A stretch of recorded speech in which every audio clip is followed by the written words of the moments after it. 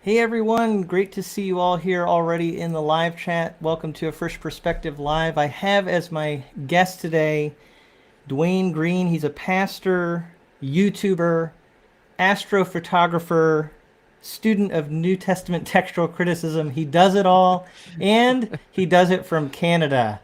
How you doing, Dwayne? I'm doing good. We're cold, but we're doing good. Yeah, it is a little cold up there in Canada, isn't it?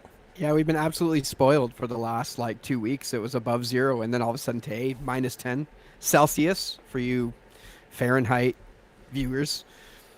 Yeah.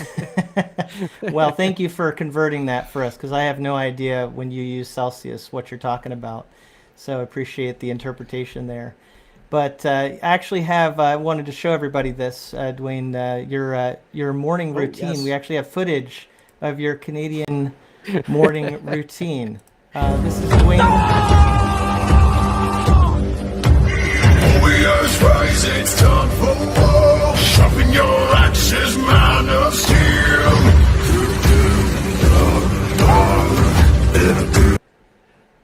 It's so there true. You go. That's what you look like every morning, isn't it? That was my shower this morning. There's Okay. some soap and stuff down there.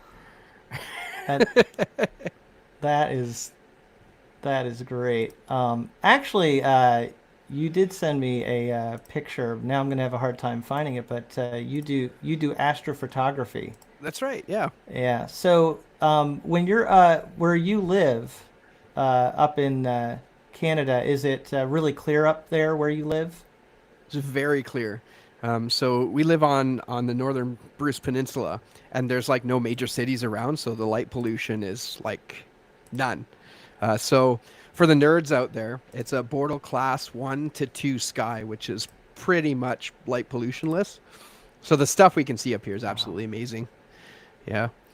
Not going to say awesome. that was one of the factors in the decision to move up here. Yeah, well, let me just show actually the audience one of the shots that you took. And I know everybody's here actually to talk about the topic that you cover, and we will be getting to some great topics actually today. But I wanted everybody to see some of your background talents that you have, in case they weren't aware. Yeah. So yeah, I mean, you were actually able to take this from where you live. Was this in your backyard that you took these shots? Right on the gravel driveway. Wow. Yeah, I literally just pulled the telescope system out and plopped it onto the driveway and just pointed at the sky. I mean, it's a little more to it than that, but that's the general idea. That is so cool. The really cool thing about this image is if you take a look at it on the right-hand side, do you see that streak going right from the top to the bottom? I think so. Yeah, it's fairly faint, but it goes Yeah, right yeah, to I the top see of it the bottom, now. right at the far Yeah, right hand. yeah. That's a satellite that has actually gone through the image while I was exposing the camera lens. So Yeah, because you that have to do a long exposure. yeah, yeah. So usually those parts of the images you would just take out and then you would stack them afterwards without that. But I don't know. I just kind of thought it was kind of neat, so I left it in there. Wow, that's awesome. Yeah.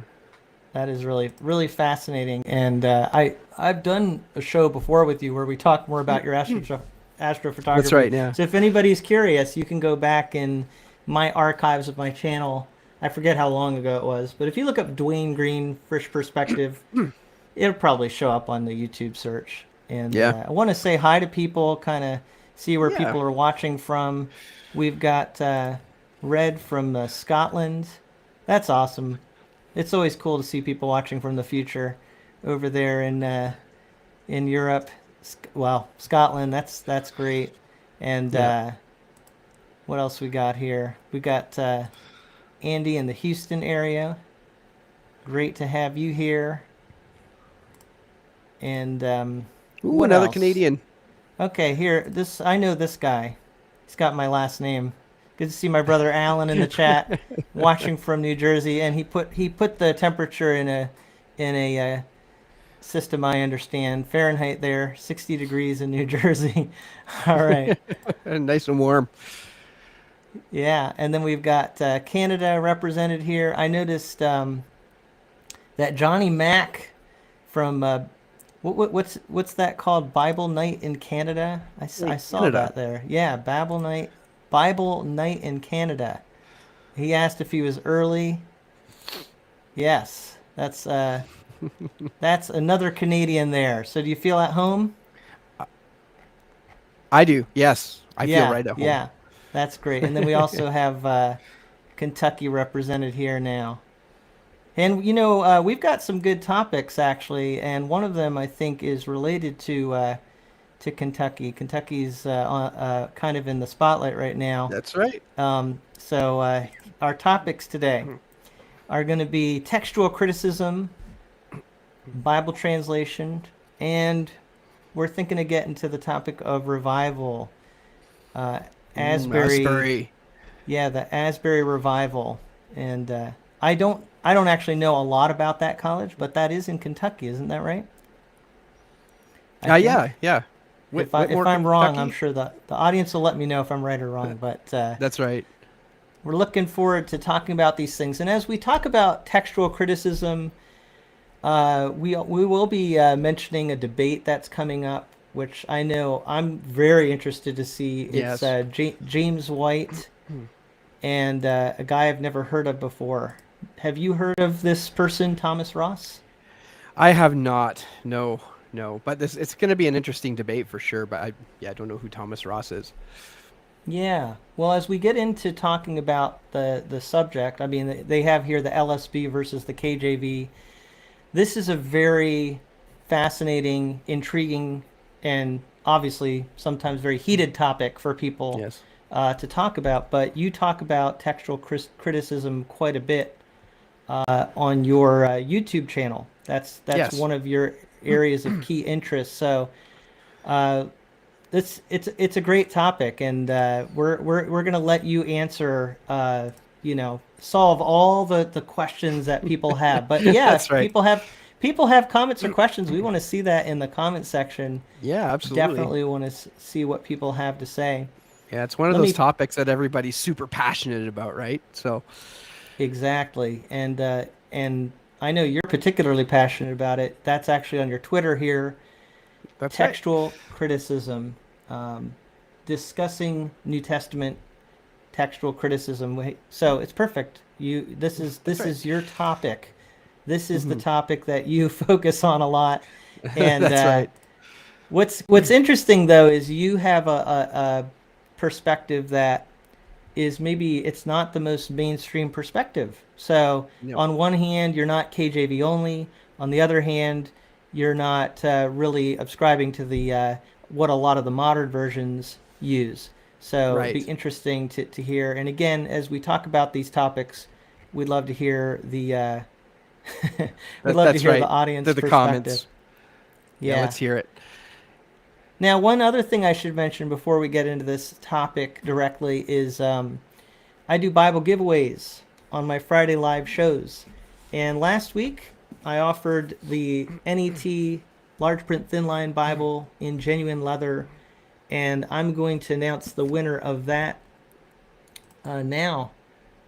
The NET Thin Line winner is Brad Berry. Ooh, And Brad, congratulations. I do want to ask this viewer to email me at afreshperspective@gmail.com so I can get your shipping information and we'll get that out to you. But I am announcing the winner is Brad Berry.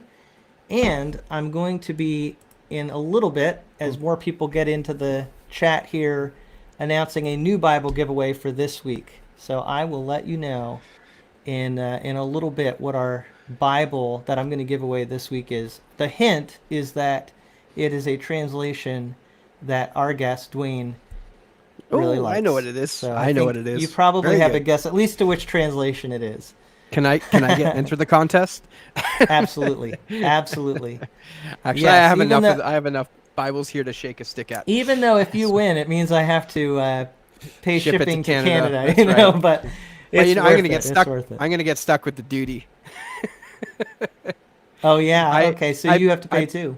Yeah, I purchased a Textus Receptus. It was the last review I did, the Reader's Edition Textus Receptus, and it was $35, right? And I was like, oh yes, 35. That's a good price for you Americans, right? But then we did the conversion to Canadian, paid for the shipping, and then I got knocked at the border for it, and it ended up being like $100.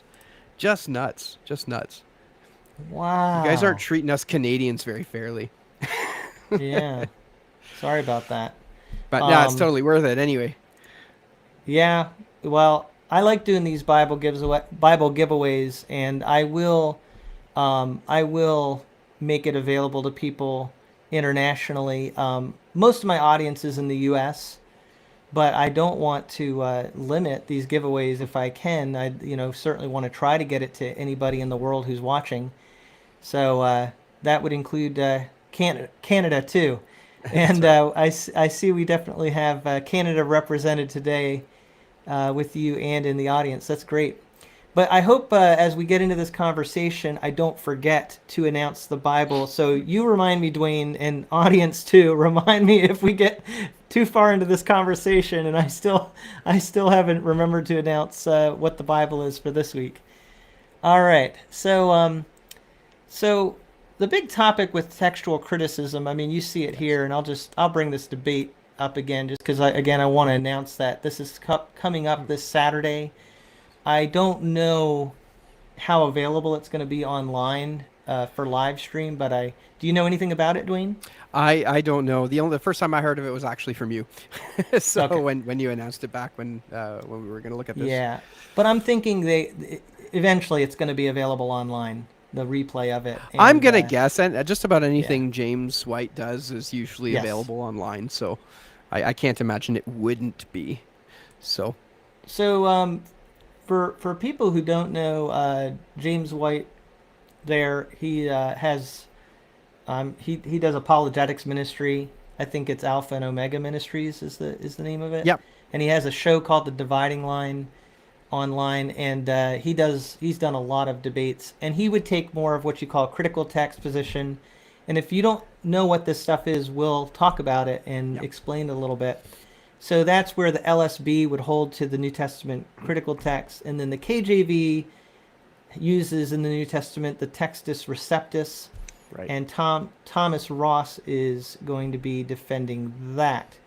So I believe, I can't see because it's so small on my screen there, but the proposition has to do with the Legacy Standard Bible is. Well, I can't read it, so can you read it? I can. It says, so for those who are wondering, I'm looking over here because that's my main computer and I can see better. He's not looking at me. But that's right. So the LSB as a representative of modern English translations based upon the USB. Oh, that's wrong. Based upon the UBS NA text is superior to KJV as a representative of the TR-based translations. Does it say USB? It does. It says USB. So apparently they're getting computer lingo confused with Stuck in that. there. Nobody is downloading New Testament text on USB. Well, I mean they may be using USB, but that's not the name of it. It's the UBS. That's text, right. Well, so. this person already lost the debate because they don't know what the UBS text is. So Oh no! Oh no! it's just kidding. That's the first thing is James White is going to have to correct that. So Yeah. It's But- like when you're but let's- debating people online and you use the wrong your. That then Yes. becomes an out for, I'm losing the debate, so Yeah, I'm gonna make yeah. fun of your grammar. That's true. It's like a yeah, when people use personal attacks, ad hominem attacks, right? They can Yeah. do ad grammar attacks. I'm not sure what That's you right. call it, but something like that. All right, so let's define these terms. I mentioned the textus receptus. There's also the critical text. Now, for you, let's just take those two.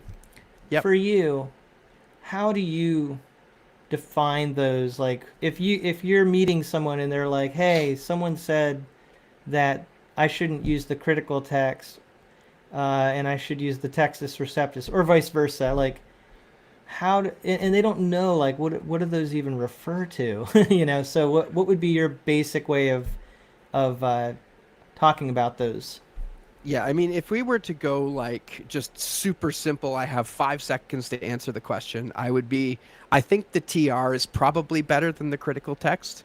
And that would probably be the end because I only have 5 seconds. But if I were to expand the discussion more, it would be not that I think the TR is perfect, and not that I think the critical text is demonic or anything like that. But when we talk about textual criticism in generally, the aim of textual criticism is to get back to the original wording that was penned out by the apostles when they wrote the New Testament.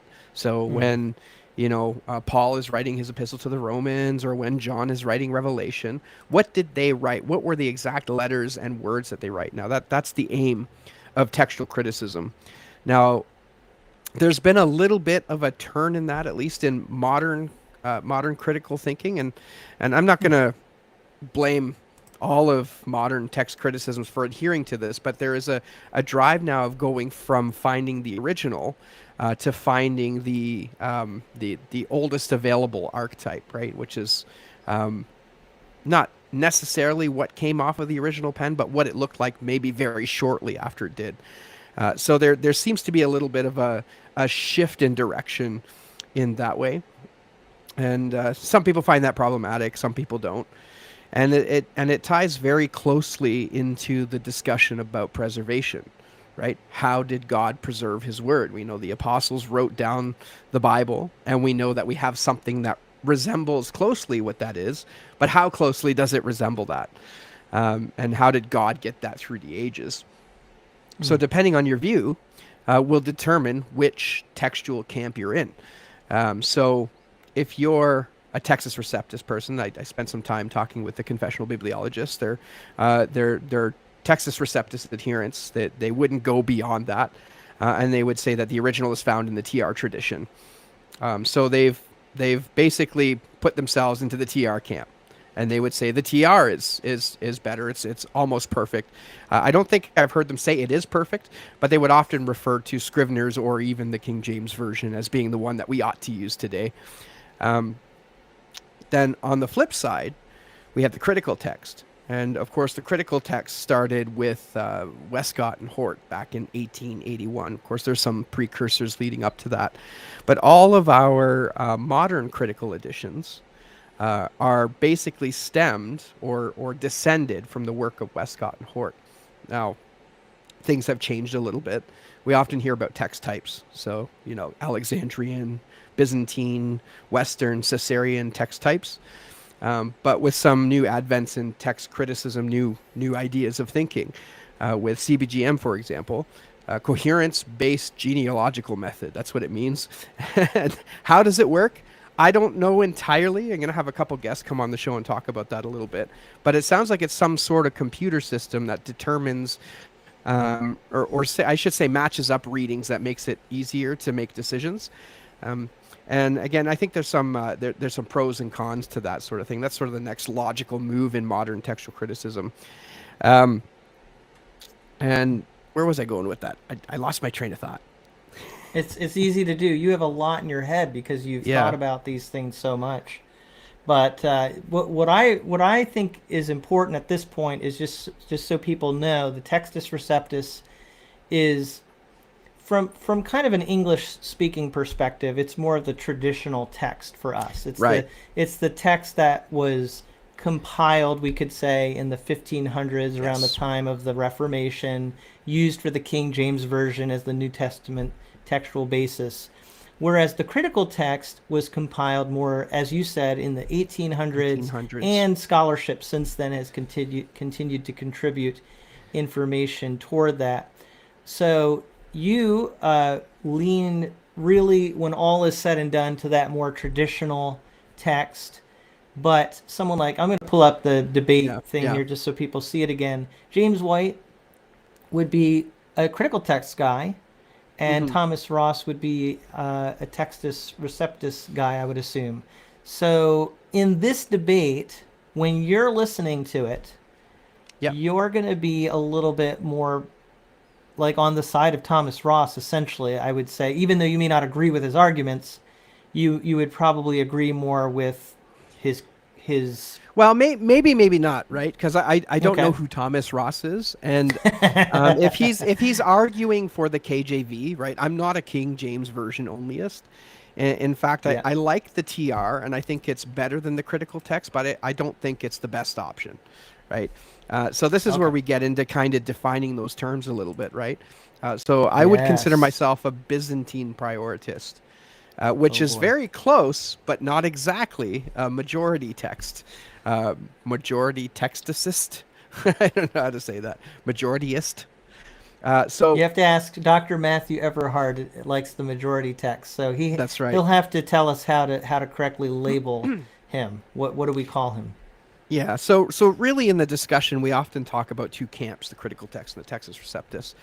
But there is a third camp which kind of sits in between.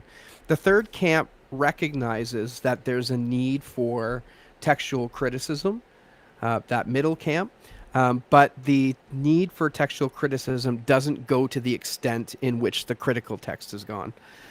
So for us who are kind of sitting in the middle of the road, I'm going like this with my hands because I'm seeing where it is on the screen.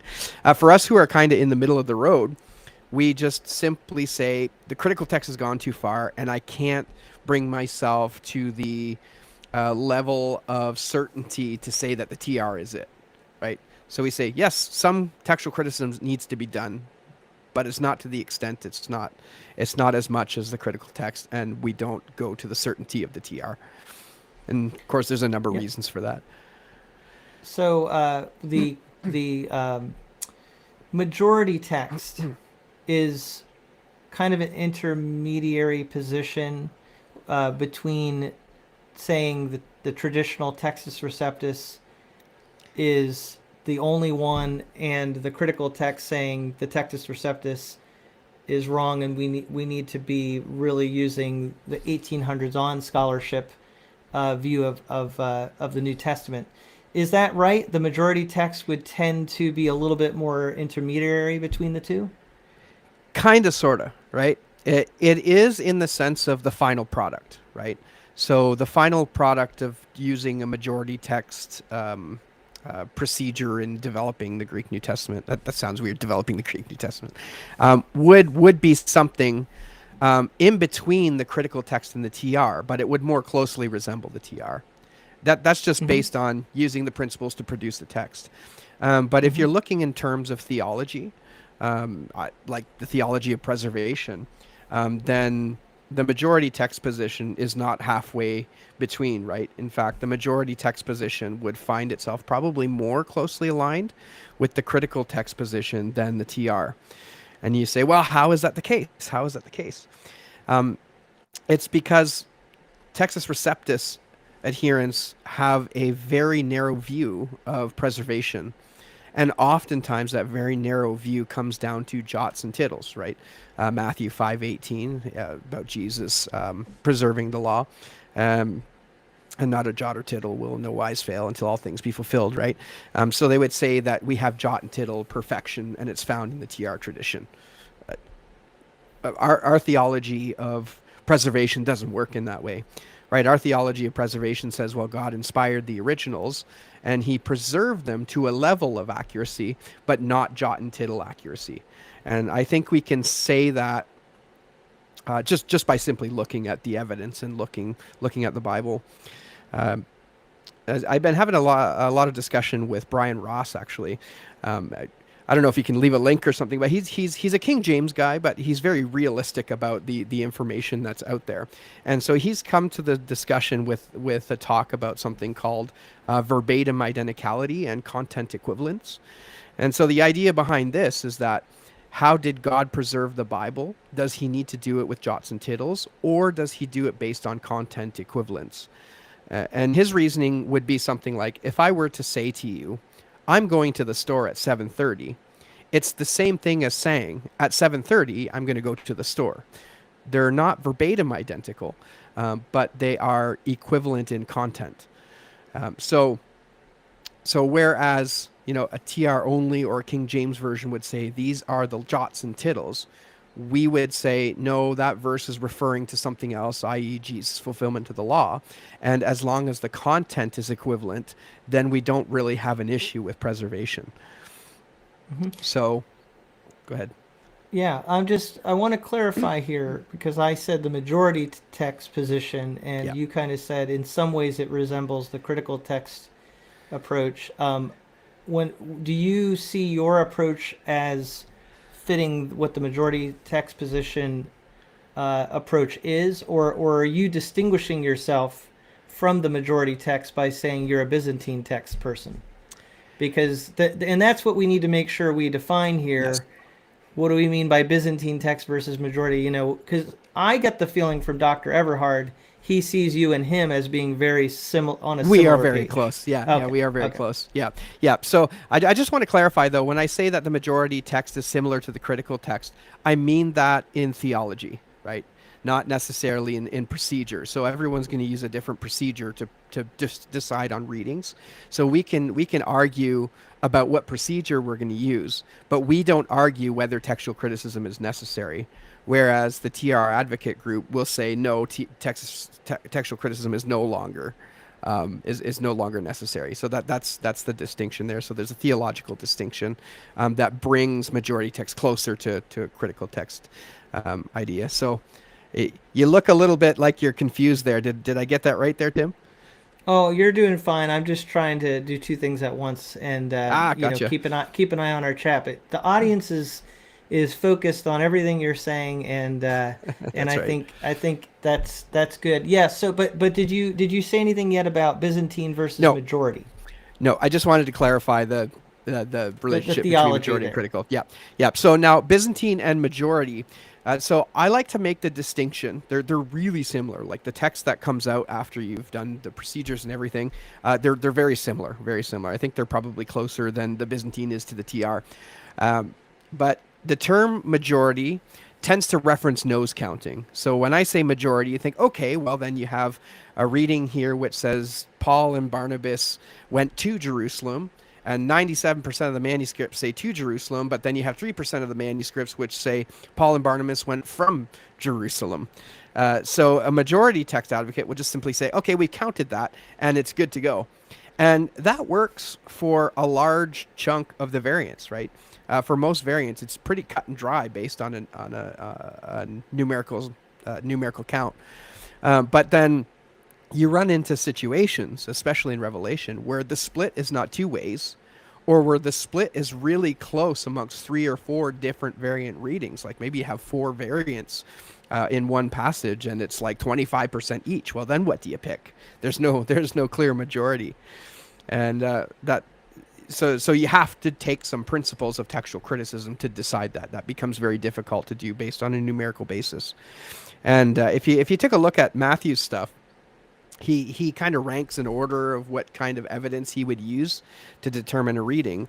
And the majority text view puts a majority count of a percentage or so. I'm not sure what the cutoff is, but the majority is like the highest. And then when that's hard to determine, you come down to whether or not it's a more ancient reading or it's found in Aleph or Sinaiticus or whatever it is. But the Byzantine kind of says, yeah, we use a consensus of Byzantine manuscripts. Typically, that would exclude some of the older stuff. And then textual criticism principles are used to decide on Byzantine consensus readings, Byzantine readings, which don't have a clear consensus. So then you end up with something that's slightly different, but not you wouldn't call it a different book by any stretch of the imagination.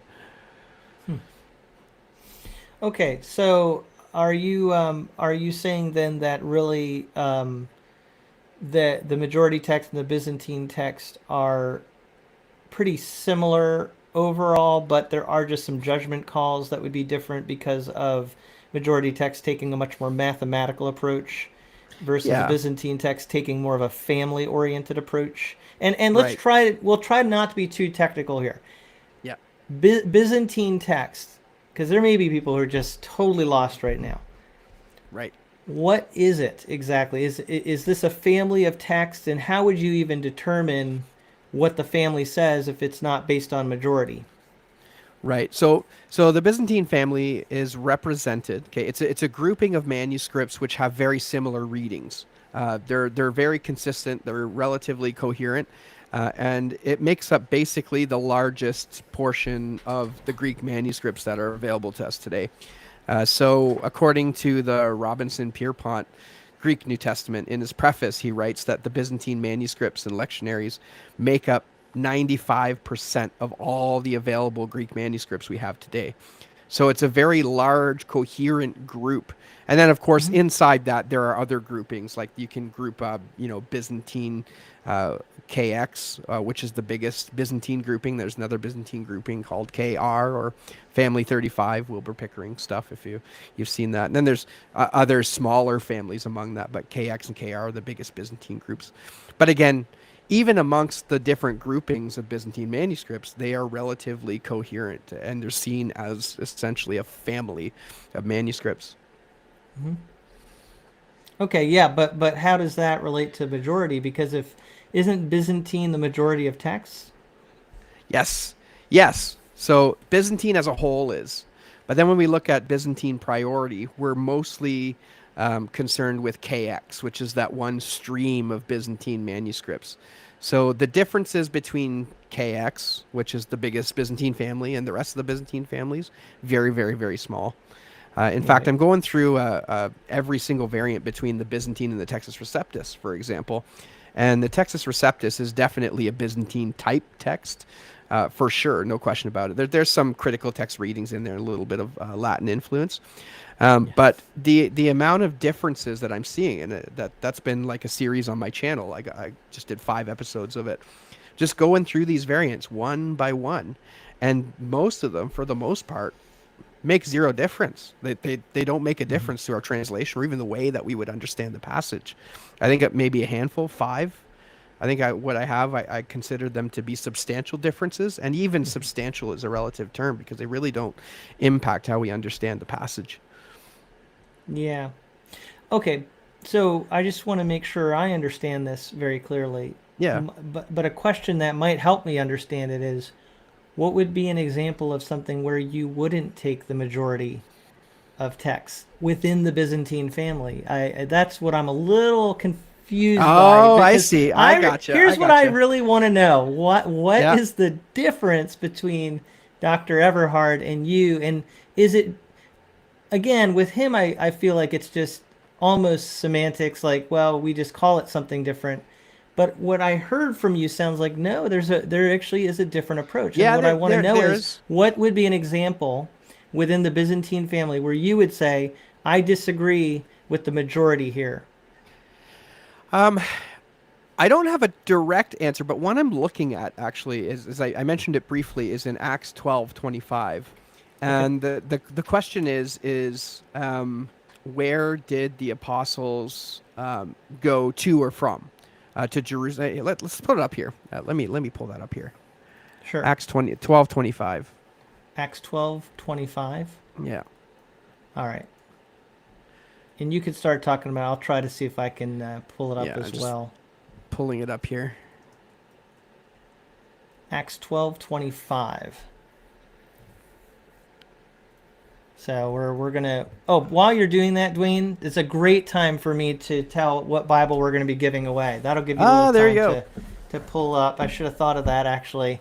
So, for those of you who have watched Dwayne's channel, you know that he likes a particular translation. At least to my understanding, you do, and Yes. and it's the New King James Version. The New King James Version. So that's going to be our Bible giveaway. Which New King James am I giving away, though? I think people are going to be really excited about this. It is a Shepherd from Humble Lamb Bibles. Oh, nice. And this is one that is in a red cover. It is a, I forget what the, it's a Mauritian goat skin. It is a paste down edition, but it's still very nice and good quality.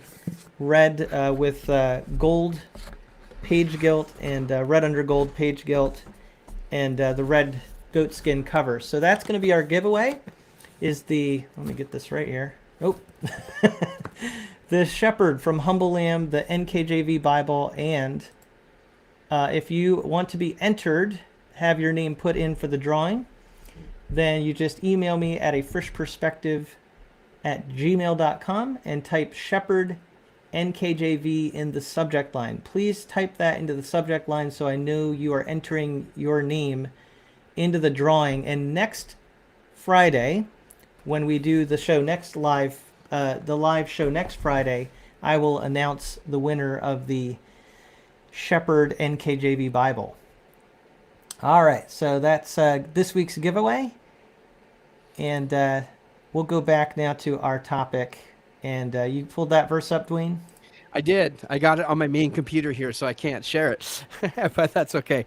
So the passage is Acts 12:25. It says, "And Barnabas and Saul returned from Jerusalem, and when they had completed their service, bringing with them John, whose other name was Mark." So in this passage specifically, the one in question is from Jerusalem. Did they go from Jerusalem, or did they go to Jerusalem? That's the question, and there's a variant reading there. So if you take the majority text reading, and even the Byzantine text, I know you're looking for a difference, but I'll share with you where we could potentially have a difference, or where there's a little difference here. So the majority reading says that they went to Jerusalem. And that makes sense given the context of the passage, because if you read through the beginning of Acts, you'll realize that Paul and Barnabas were actually in Cilicia before this. Paul was there in his, after his 3 years of time. You read that in Galatians 1. It could be a whole thing there. But after he's finished in Cilicia, he goes to Jerusalem. And this is where we pick up the story of Paul after his conversion in Acts 9. So at this point, if Paul and Barnabas were in Cilicia, then it makes sense that they would be going to Jerusalem. And if they weren't in Cilicia, then perhaps from Jerusalem makes sense. But in the manuscript tradition, we have a variant reading there, which is either they went to Jerusalem or they went from Jerusalem. Am I making sense so far? I think so. Yeah, I get the gist of it. Yeah, so the question is it makes more sense contextually to have the reading to Jerusalem. They went to Jerusalem. But the trouble is when it says they went from Jerusalem, because contextually it doesn't seem like they were there in Jerusalem. So which reading do you select? Now, most readings say they went to Jerusalem, but the whole difficult reading canon would suggest that you use from Jerusalem. So where is the difference in Byzantine and majority? Well, majority text would say, okay, you have to choose this one because it's 87% of the manuscript tradition says that they went to Jerusalem. But then that remaining 13 or so percent gives us, I think, enough questions to say maybe we should take a look at this closer. And this could potentially be one where the Byzantine text goes against the majority. So what you're really saying is, when you say you're a Byzantine guy, you're saying you hold to the Byzantine priority, the Byzantine family, but Yes. that within that tradition, which you give priority to, you give Yeah. preference to it, Yeah. you think that there are textual critical judgment calls that need to be made.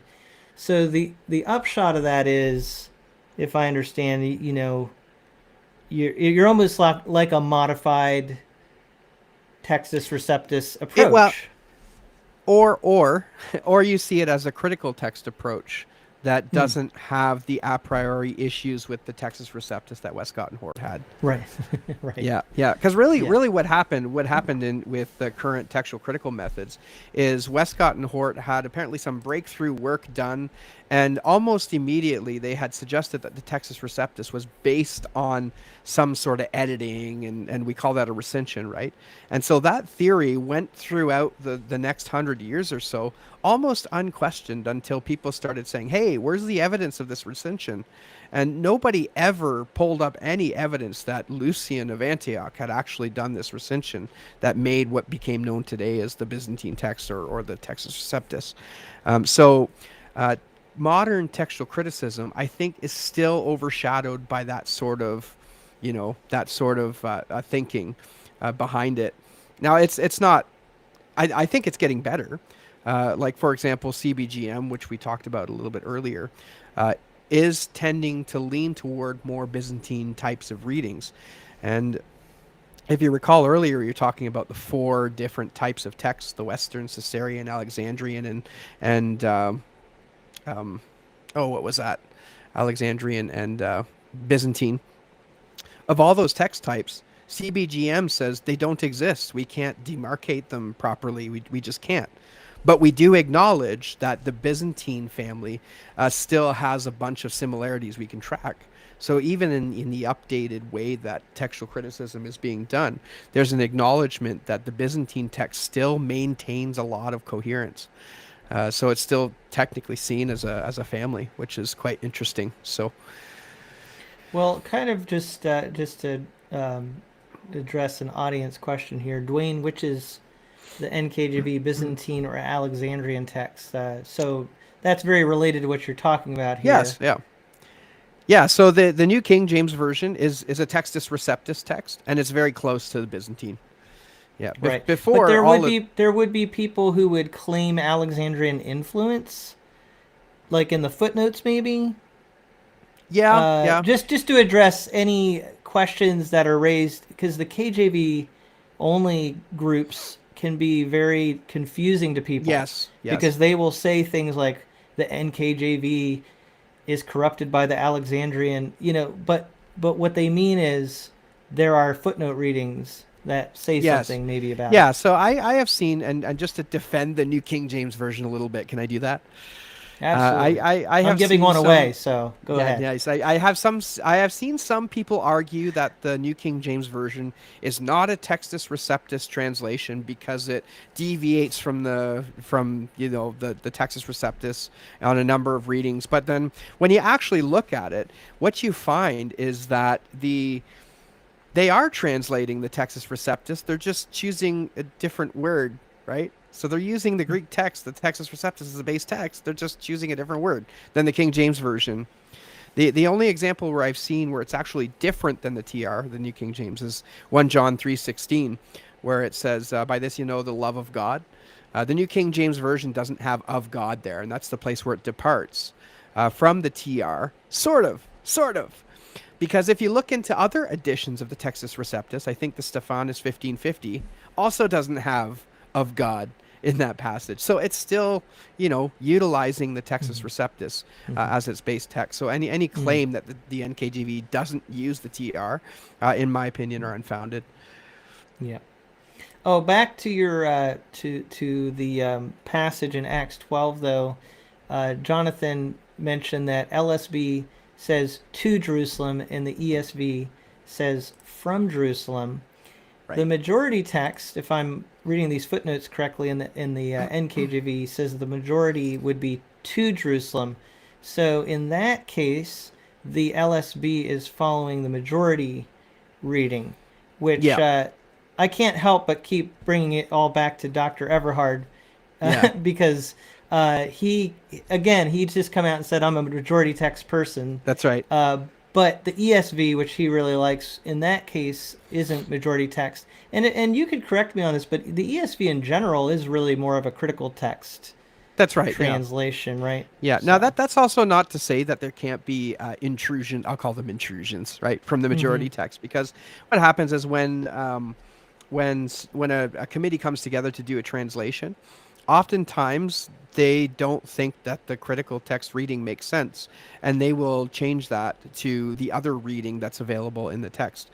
To give you an example of this, the NIV has a Greek text underlying it that is slightly different than the critical text, based on what the committee wanted to do. So the UBS text, which is the modern critical edition that they use to translate from, has a small apparatus that gives major variants that would see a translatable difference. And so again, when a committee sees that, they have a choice to make whether they're going to go with the text in the main body or go with one of the options in the apparatus. The apparatus is just a list of all those differences, and they do that from time to time. And then the ESV, for example, was being shared by the Gideons for a while, but in order to be shared by the Gideons wanted to have some of those passages in there that we that are typically seen as traditional. I'm thinking like Acts 8:37, stuff like that. So the ESV modified their edition to meet the demands of the Gideons in order to be able to share the ESV translation out in hotel rooms and so on and so forth. So you do see that. Yeah. I actually have some copies of the Gideon ESVs. They're pretty cool. Really. But the ESV, I will say, I know this is a little bit of a rabbit trail, but the ESV is probably the most eclectic translation, in the sense that they are willing to license their translation to various groups. And they even, I don't know how it was done, exactly what they did to produce it, but the ESV does have an apocrypha that is available as part of that translation, which makes it also now appealing to Orthodox, Catholic, and there are editions like the Catholic edition, I believe, is available in an ESV. But as you said, the Gideons, which would be something more akin to the Textus Receptus readings. So the ESV is really interesting. I mean, it's what I really call an ecumenical, even though it's evangelical in its roots. It's ecumenical in its strategy. It's being widely adopted, right? Yeah. It's being widely adopted. Yeah. Very interesting stuff. All right.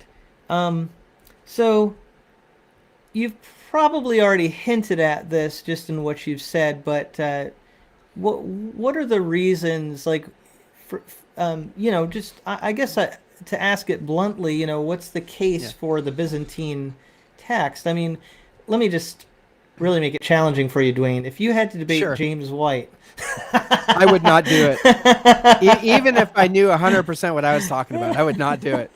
No, I know. I understand that. But this is my difficulty is, as someone who doesn't know the topic super well, the reason I always tell people get a Bible with good footnotes is because that way, and again, I'll put a plug in for the New King James Version that I'm giving away this week.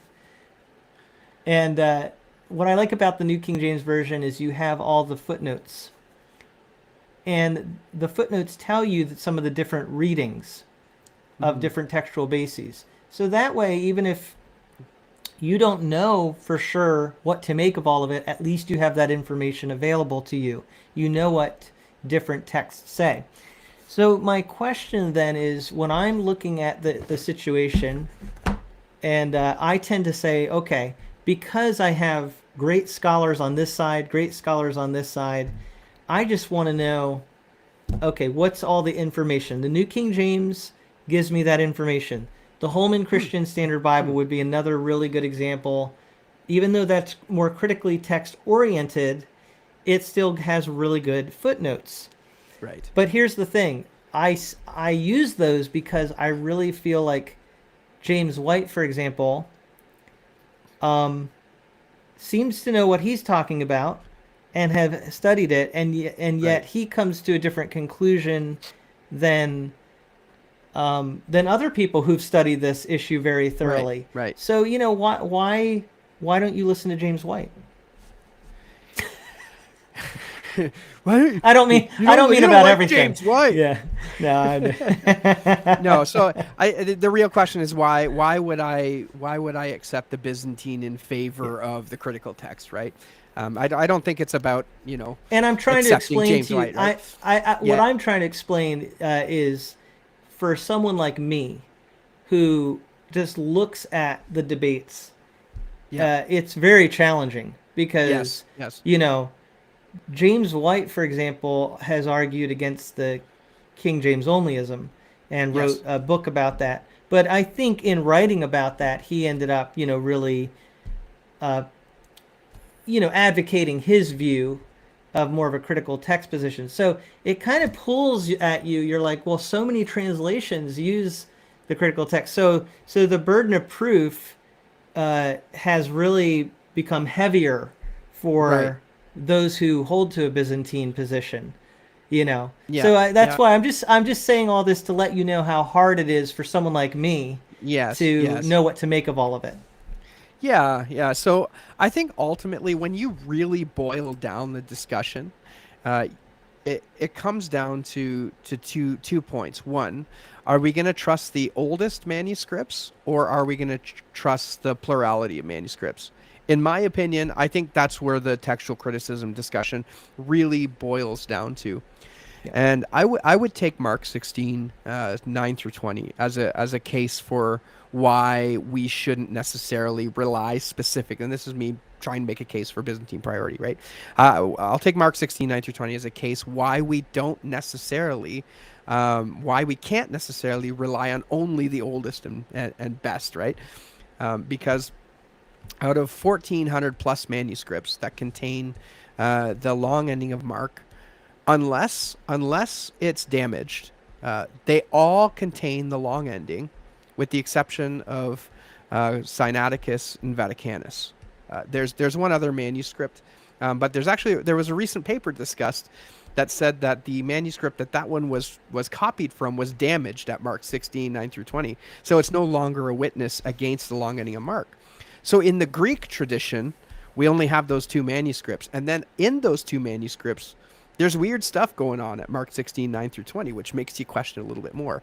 But the long and short of it is, do we look at Vaticanus and Sinaiticus and say, nope, the long ending isn't there? Or do we look at the 1,400 plus Greek manuscripts that contain it? And obviously I'm going to say, well, we'll look at the 1,400 plus. Now, I wouldn't say it's necessarily entirely cut and dry, because there are older translations like the Peshitta and the Coptic and all these, and there's a little bit of variance in there. But in the Greek the Greek transmission, it's totally there. I mean, there's like no question in my mind. So that's in my opinion one way we can see where the majority gets it right and the oldest and best don't necessarily. Now, the other thing to kind of weigh and consider is we talk about Egypt and we talk about Alexandria and so on and so forth. Now, one of my other arguments for the Byzantine text is a push-pull, right? So there's a push to the Byzantine in what we see in the Byzantine tradition, but then there's a pull from the Alexandrian text base. And why am I saying Alexandria? I'm sounding like a King James onlyist. No, because the papyri that we find, which is our oldest and best, I said best, it's not best. The oldest manuscripts we have come from Egypt. So it makes sense that those manuscripts are going to come back to a localized Egyptian text. So when you're looking at Codex Sinaiticus and Vaticanus, they tend to align with this local Egyptian text. So there seems to be some influence amongst our papyri and amongst our uncials, basically manuscripts with capital letters. They're older. There seems to be some influence of the text from Egypt on those. That's where we get that Egypt and Alexandrian Antiochian thing from. So the oldest manuscripts tend to show us something that happened in Egypt. Now that's the pull, right? But the push is if we go over to the Byzantine manuscript tradition, we have the vast majority, 95%, that have come down through time to us. And you've got to answer the question, well, where did all these manuscripts come from?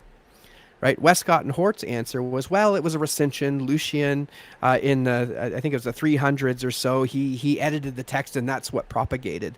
But then, 150 years have gone by, 200 years have gone by, and we still do not have any evidence at all of Lucian's recension. So it looks like it was a fabrication to try to explain away the Byzantine text. And yet here is this massive pile of manuscripts that we still have no explanation for. My explanation, well, they probably go back to the originals, right?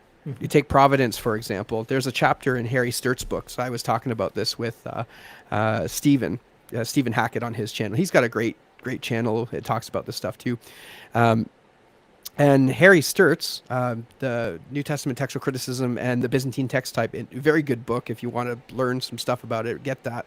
But he argues in chapter 25 about the providence.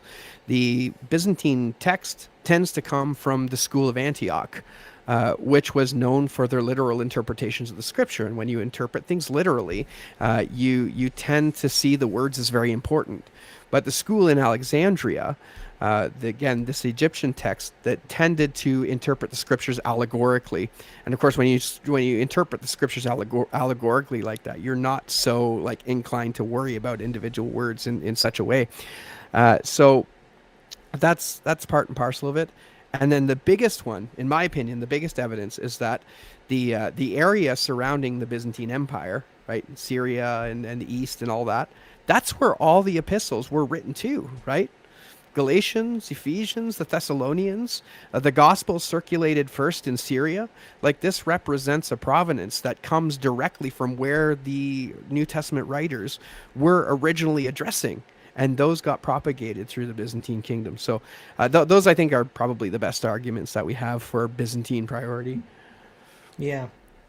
Well, good thoughts there. Definitely a lot of food for thought for people that are trying to figure it all out. Now, you mentioned Mark 16. That's probably perhaps the most significant passage. And we're thinking one of the things that we have to remind people if they get overwhelmed by all this is that really, whether you're using a modern translation that's based on the critical text, or you're using something based on the Textus Receptus, something like the King James or the New King James, the differences in terms of actual doctrinal teaching are not really that Very significant. Yeah. There's so much that is in agreement. But Mark 16 is a fairly lengthy passage, and it is a question of the ending of a book of the Bible. So clearly, you and there's a lot of other people. I even want to say Mike Winger, who's pretty well known online as a apologist, biblical. I forget what his channel is called, Biblical Thinker, something like that. Yeah, Bible Thinker.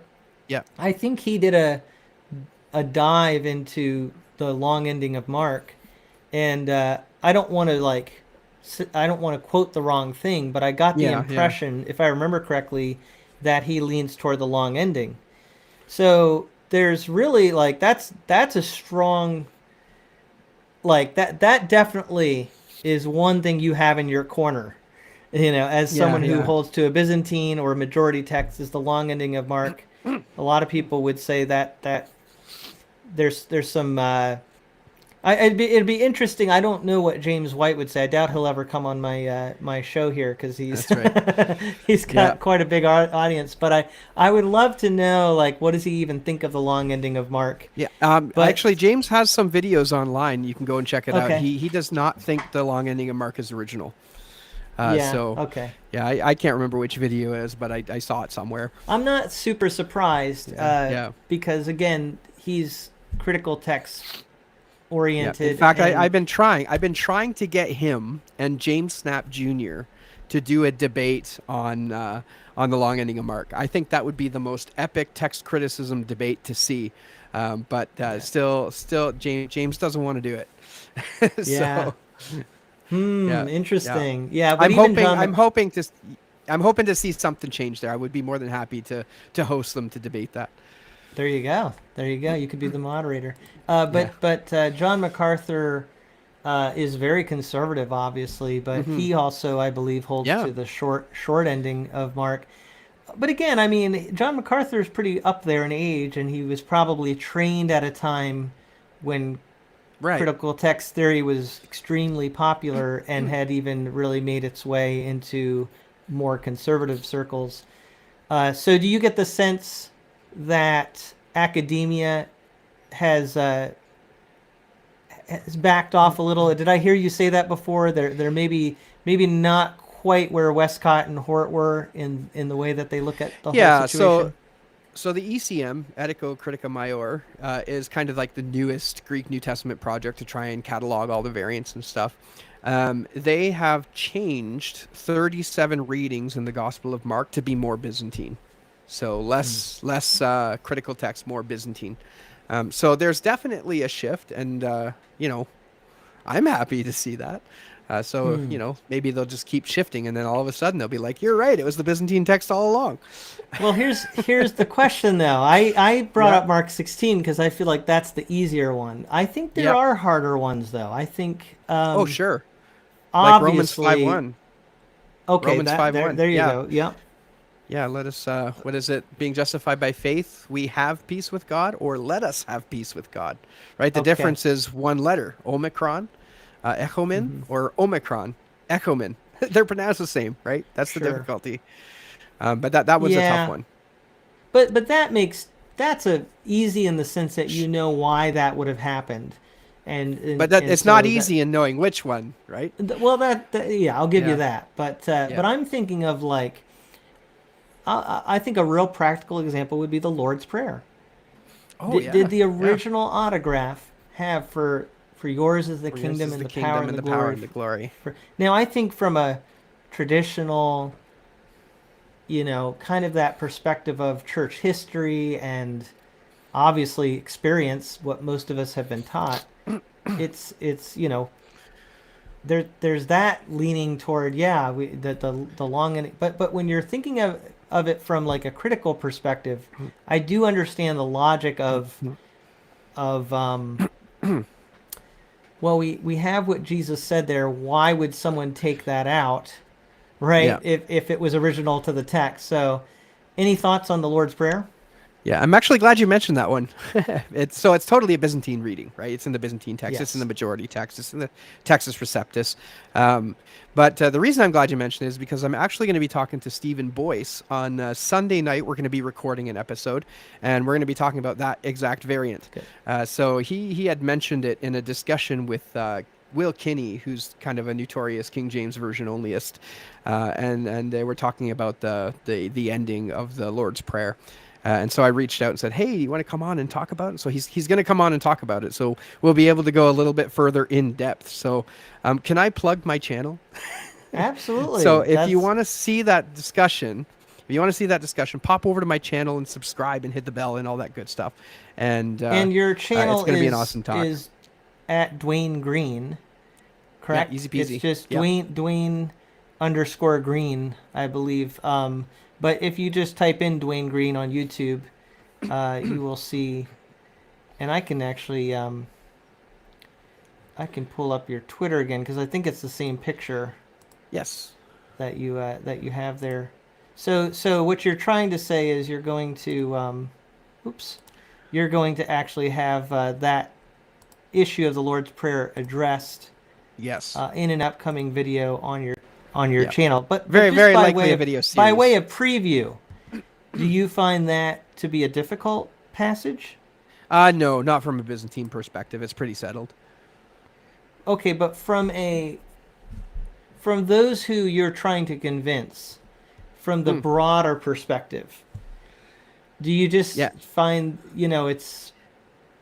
You just don't buy into the critical text. it would be difficult, right? Because if you're a critical text person, you have different underlying presuppositions on the text. So in order to convince you that the Byzantine is right here, I've got to change your presupposition from oldest is best to basically majority, right? I'll say majority. But there's also a presupposition.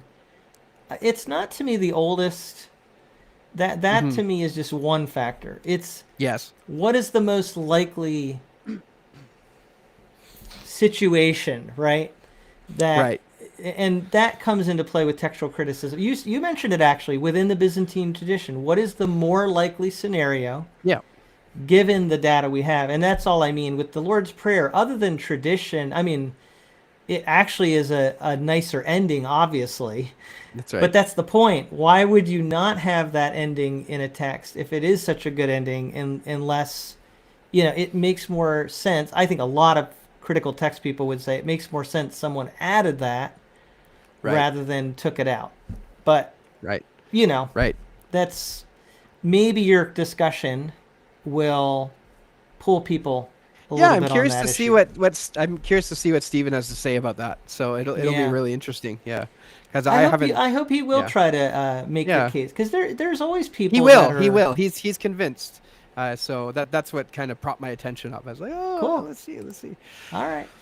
Well, again, just so everybody knows, whether or not the Lord's Prayer has the doxology at the end doesn't change the doctrine, No. and it's really, we're talking about a lot of minutia here. But when you read all of these translations, and even you take the New American Standard, actually, this is a good thing to bring up. The New American Standard Bible in the 95 edition actually has some Textus Receptus readings in brackets, but they're in the text. But then with the 2020 update, I've noticed they've actually taken some of those readings and put them in the footnotes.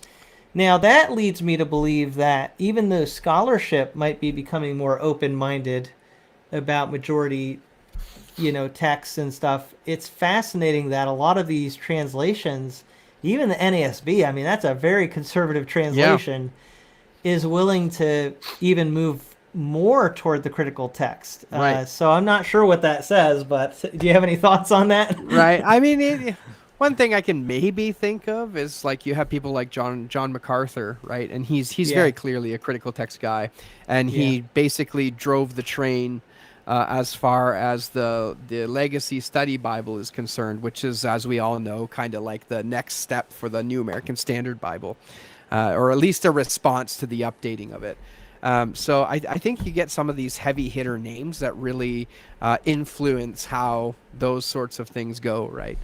Well, here's the difficult thing about that, the fascinating thing about it, is that John MacArthur, I don't think he really liked the 2020 update of the NASB, and and I can look it up to verify this, but the LSB, I bet you still has those Textus Receptus readings in the brackets. It might. I haven't checked. Yeah. That's the irony of all this. What I think MacArthur, you're right. MacArthur himself is critical text oriented, but the movement that he's part of is a very conservative traditionalist movement. Yes. Yeah. Right? So if something has been part of church history, they are very reluctant to change it. And I think that's why the LSB probably retains those those which readings in brackets. Makes me curious on his stance on the long ending, right? Isn't it interesting? Yeah. Yes. Yeah. I've always found that very fascinating.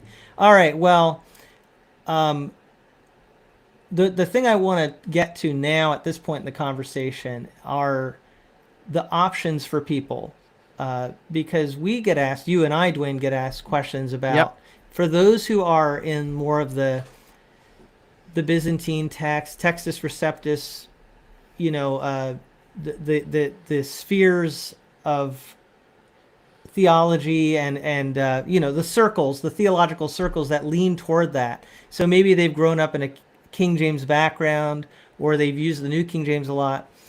They will ask about the modern English version. Oh, and yes. I get asked this all the time, and I think it's people who are like they don't want to read a critical text version. Yeah. But they're willing now to consider something that's not King James. And so they want to know, what are our thoughts on the modern English version? And the problem is, I'm just going to say it, I feel like I haven't necessarily said this publicly. The reason I haven't talked about the modern English version is I actually tried to get a review copy of it a couple years ago, I think. And the people there, when I tried to reach out to them, never really got back to me. And so I got the sense that it's not getting of a lot of attention. I think there was an intent there to keep updating it and keep it, out there in the public. But it feels, and I might be wrong, but it feels like whoever was spearheading that project, it's kind of gotten, it's lost momentum. So Right. here's the upshot of that. No matter how much I like it, if it's not going to be published and used, Right. then Right. how do right. I endorse it? You know what I mean? Right. So it's actually funny. So I do have a copy here. And the reason I have a copy is because I popped into the Christian bookstore one day and it was sitting on the clearance shelf for like $5. And I was like, Yeah. $5 Canadian? Sweet. So I just like bought it up and I actually don't use it a whole lot. I mean, I peek into it from time to time, but it's not a regular usage in my arsenal of Bibles. So the problem is, right, the issue, and maybe not the problem or issue, but the challenge with the MEV is you're going up against the King James Version, and you're going up against the New King James Version. Not only are they like spectacular Bible translations, like you're not going to compete with the King James Version. You're just not. You're not, right? It's a stalwart of the English language. It is what it is. And then the New King James Version is absolutely beautiful translation, and it's got its roots in, right? Like people are using it, people are enjoying it, people are loving it.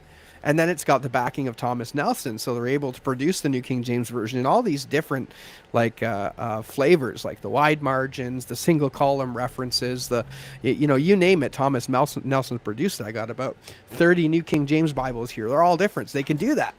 But the MEV can't, right? They're a small publishing company, and they just don't have the capacity to do that. So as far as the translation is concerned, I don't know. It just doesn't feel like the New King James Version, right? That's the problem. It just doesn't feel like that. I think I heard some rumblings about a second edition coming out. I don't know for certain. Yeah. I'm actually seeing some comments. So, for example, Moises, good to see you here, Moises.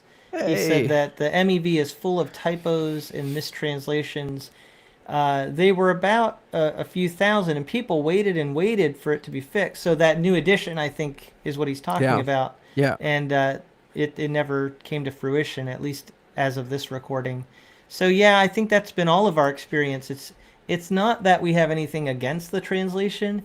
It's just that they haven't. And I'll give you a counterexample. The Berean Standard Bible. The Berean Standard Bible is one that, when that came out, it's like, wow, another translation. Yeah. And I had a reluctance even to give it too much attention because we have so many translations. But they are consistently working on it and making it widely available. They're licensing it in a very generous manner. And for that reason, I can really say, yeah, I'm willing to talk about the Berean Standard Bible and give it a thumbs up because I think that they really are keeping it current. The endeavors related to that project are staying, they are just being very consistent and diligent. And that leads me to another translation related to the Berean Standard Bible, which now you're another person, you are also great at talking about this. It's going to be called the Majority Standard Bible. Yes. Right? The MSB. Yeah, so Too bad it's not the Byzantine Standard Bible. It is actually. It is. I mean, it's called the Majority Standard Bible, but the base text is the Robinson Pierpont Byzantine text form. So, True. Majority text is a lot more. What's the term? The word majority is better for advertising. Exactly. than the Byzantine text form, right? So when we say this is a majority text translation, I mean, yeah, I guess kind of, sort of, it is, but as long as we don't lose those nuances there. But yeah, so they have produced a New Testament translation from the majority text, from the Byzantine text form, and it's currently in its draft state. So you can go online and you can go see it and read it and stuff. And I think right now they're at the point of looking for feedback. So there's a little bit of crowdsourcing going on, which is kind of neat. I haven't had a chance to really get in and dive into it, but I know it's there, and I am going to be taking a look at it at some point.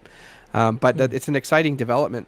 And it would be really exciting if they were to bring it to print. So right now the plans is to have it as a digital edition on their website, and then if there's enough interest, then they'll likely print it. So we're hoping to drive some interest, because their work on the Berean Standard Bible is not that bad. Like, it's a good translation of the critical text, right? I'd like to see that in the majority text. Well, again, I know when I was looking at the newest edition of the Berean Standard Bible, they had really good footnotes in there. The people producing that seem to be very nonpartisan, might be the way to put it. Like, they really just want something that's available to the church at large, that reflects the information that is available to the church at large. And they don't seem to have much of an agenda or any kind of a group that they're overtly trying to, advocate for. So I feel like, what my only kind of reservations with the Berean Standard Bible is I wish they had at the front of the Bible, like, who are the actual people that produced it. That's because right. they keep it very general. Like, they're like, it was a team from Bible Hub. But Right. hard to know, like, but at the same time, I kind of see what they're doing. And you mentioned it earlier, they have a very crowdsourcing approach to things. They're very much like the open software mentality. Yeah, that's right. Of Open source. approach to producing Bibles. They let people give input, public input, and then two, they like to make it freely available as much as they can to the public. And so once they produce these Bibles, they're willing to let you even copy and That's right. reproduce their copyright them. is pretty generous. Pretty generous, yeah. So Yeah. the if they do get to printing the majority standard Bible, I do think it will serve a niche that is really not being. It's a whole part of the market that is just not being given attention to. That's right. Yeah. Very much. Yeah, I would So ultimately I'd like to see a committee-based translation of the Byzantine text. That would be like the ultimate cool thing. And that's probably the only other time you're going to see me advocate for another English translation, because I think as it stands, we've got too many. But what will get? Say that again. I would love to see a committee-based translation of the Byzantine text. That's like, that would be it, right? That would be it, a committee-based translation. And just that would be probably the only other time I'm going to advocate for another English translation, because I think Are kind you of flooded the saying market. the majority standard Bible doesn't quite fit that? I don't think so. I'm not sure. I'm still a little unclear as to how they put it together. It sounds like they're fitting readings from the best of the other translations. But I'd love to get John Isett to talk about that, and perhaps he will at some point. So It's really interesting. Yeah. So just as a audience input here from Red, I think the NKJV is perfectly fine for the modern reader. So I give the updated KJV a miss. And yeah, I think that's the point, is one reason some of these Textus Receptus based translations don't do that well is because the King James was already a pretty good translation, right? That's right. And the yeah. New King James is just updating that. Like, excellent- so it's yeah. really hard to compete against, Yeah. Yeah, it's and that's one of the questions there. Bibles on a Budget was asking, what do you think about the attempts to update the KJV itself, like the simplified KJV? And to which I say, I mean, if you like that and you use it, that's great. But you just aren't going to compare with the current offerings in the Textus Receptus translation. Like you just can't compare with the King James version, and you can't compare with the NKJV. And then even if you were to update the KJV, I mean, you're likely not going to get that universal acceptance that the KJV had for 400 years. So, I mean, if you want to do it as an exercise or you find it helpful, use it. But I can't see anything coming out of that. Yeah, and you're gonna always see so many things. It's almost like a over flooding of the market when it comes to the King James version. Partly because there's not really a copyright that applies to it. So I mean, it's almost too accessible. People can just take it and do so many things with it. So it's hard to know like which update of the King James you even go with. There's the simplified, there's the KJV-ER, there's the modern King James version, there's the KJV 21st century. I mean, they have tried. It's like there's so many. That's the thing when something is no longer copyrighted. I mean, it is in a sense, but just for the sake of the argument, when you can just freely take a text and do what you want, that's exactly what you end up is. You end up with all these different things, and there's no real authority to say which one is, and that's too bad. Which does not appeal to King James people, no, because not that's at all. exactly what they want is something that is clear in its authority, right? But anyway, I think the simplified KJV is one that I've heard of, and I'm actually pretty curious about it. It does seem like it's getting some attention, and I might be able to get a review copy of that at some point because that sounds interesting to me.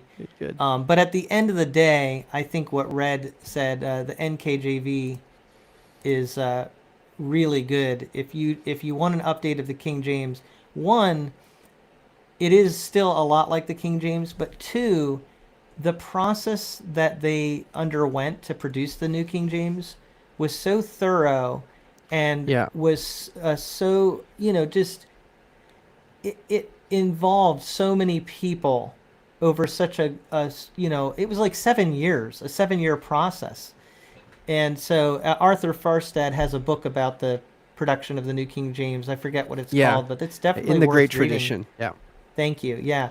And I think that's why, if you want an update of the King James, it's hard to even recommend anything other than the New King James unless you're really someone who just is scared to use the New King James.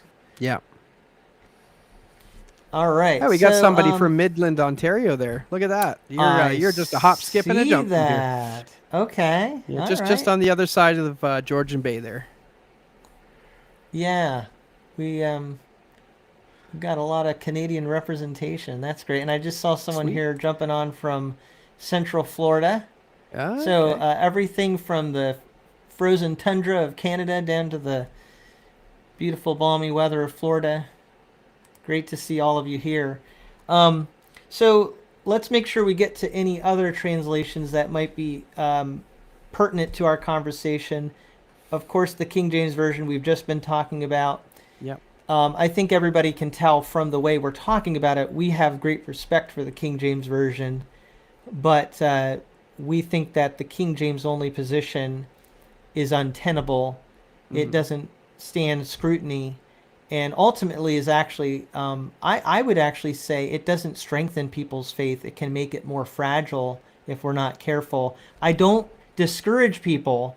Like, if you want to read the King James, that's great. Yeah. But if you try to build your faith on King James onlyism, that can actually create a lot of cognitive dissonance once you start to hear the actual arguments. Right. You agree with that? I do. Yeah. You've done some things on it too, right? Yes. Yeah. So, King James Version onlyism. You got to be careful around that because I think, and now I try to at least make an effort to represent the King James onlyists fairly, and there's a lot of stuff to respect about some of them, right? Like Nick Sayers. I know he rubs some people the wrong way, but that's okay. He's got some very extensive research, and his research is quite good and quite helpful. I've used his sources a number of times. I don't agree with his conclusions, but Will Kinney, again, another King James onlyist, right? Again, he may rub some people the wrong way, but his website Brandplug has a lot of information on it. Some of it is very good. Some of it's well researched. Again, I don't agree with their conclusions, but lots of examples and things of that nature. So, and then, of course, there's different flavors of King James onlyism, right? Everybody who hears King James only almost always thinks of Ruckman and Sam Gipp and all these people, and very, very extreme King James onlyism. But then it's almost like a spectrum where there's another level of King James onlyism that isn't so, Yeah, and Yes, we I could know go. what you're We could probably do an entire discussion of the differences between various KJV perspectives. Yeah. But that's not Because you have people that believe in kind of a double inspiration view where they actually would say the King James itself is inspired as opposed to being based on the inspired autographs. And Right. so when you get into that, that's a whole other level. And then you even have people who, begin to say things like the King James is so perfect it can correct right, the Greek, or Right. something like that, which is, which is just no, So- just no. I can't go there personally. Yeah, that's not something that I believe in. yeah. Well, the other one that I think is pertinent right now because it launched fairly recently, it's an update of the New American Standard Bible, and I'm going to tie this into another topic too. Yeah, so sure. I'm excited. All right, let's but do it.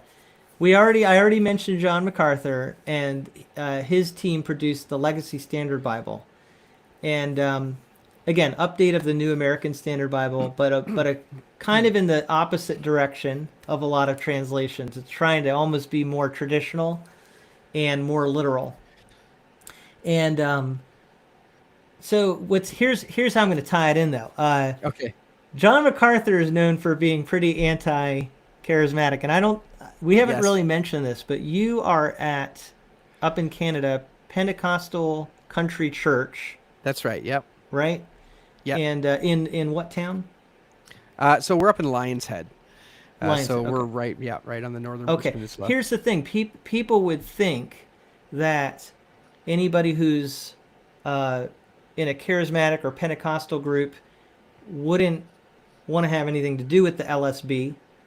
But David Lee Brown, you know where I'm going with this? Yeah, okay, David okay, yeah, David yeah, Lee yeah. Brown is a guy that has really endorsed the LSB. He Yeah. used the NASB a lot, and I don't know a lot about his theology, but I've gotten the sense that he would be in the charismatic camp, and you'll have to delineate for me Pentecostal versus charismatic. But the point, Yeah. he would be a continuationist, I believe. Correct me if I'm wrong, anybody on this, but I believe that there are people out there that are Pentecostal or charismatic that gravitate to translations like the LSB. Now, I understand why you probably wouldn't, because it actually has more to do with the textual basis for you.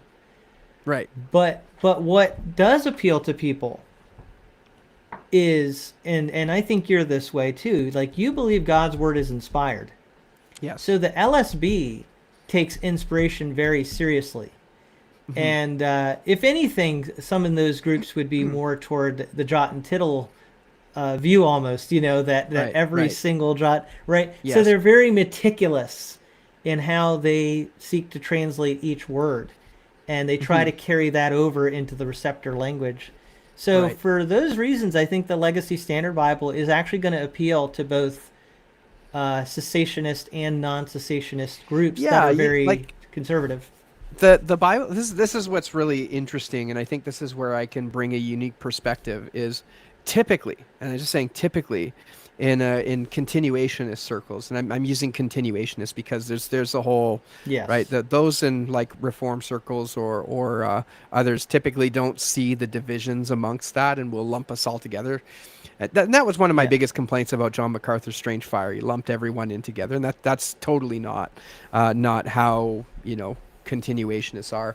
You are But setting up this conversation so well. I Because am. everybody, I am. Yes. we are going to head toward the Asbury revival in a few Yes. minutes. Yes. We're going to talk about it. So go ahead. But yeah, typically in continuationist circles, there hasn't been this drive to look at the original text of Scripture, and that seems to be textual criticism appears to be the realm of more the Reformed Christian denominations, right? With some notable examples, like the late Gordon Fee, right? He was a Pentecostal minister, but did some work with textual criticism, and of course, he sided more with the critical text than the Byzantine text. But that's not something that typically is talked about in Pentecostal circles, right? So I think I can bring a relatively unique perspective there. So where was I going with that? What was your question? Well, I just want. I was just. You were kind of right. just piggybacking off what I said. That's yeah. right. That's right. Yeah. So when it comes to the LSB being accepted in continuationist and cessationist circles, yeah, you're probably right. There's no reason why a cessationist or a continuationist would prefer the LSB. I mean, I took a look at the LSB at some passages that would determine whether or not someone's a continuationist or not, like 1 Corinthians 14, the discussion on tongues and stuff like that. And the LSB still retains the translation of tongues. So again, it's going to come down to the individual's interpretation of those passages as opposed to a textual decision. So yeah, it would appeal, I would think, to either, or could appeal to either camp. Well, honestly, that's kind of the advantage of taking a very literal approach to translation, is it actually kind of helps you avoid those theological biases and judgments that might creep into your translation. Because if you're just like, hey, we're going to consistently translate this word this way, then, people really can't fault you for that translation. And at the end of the day, I think they're saying it's up to the person to translate what the original means. They're just trying to tell you what the original says. So yeah, and the whole idea of a good translation is that where it can, it will leave the specifics specific and leave the ambiguities ambiguous, right? Because the ambiguities in the text says just as much about the meaning of the passage as the specifics do, right? So when you have to wrestle through a passage that could mean 2 or 3 different things, right? It's good. It's a good process for the Christian to wrestle through those passages and to consider them and to pray about them and to research them, and you know what I mean?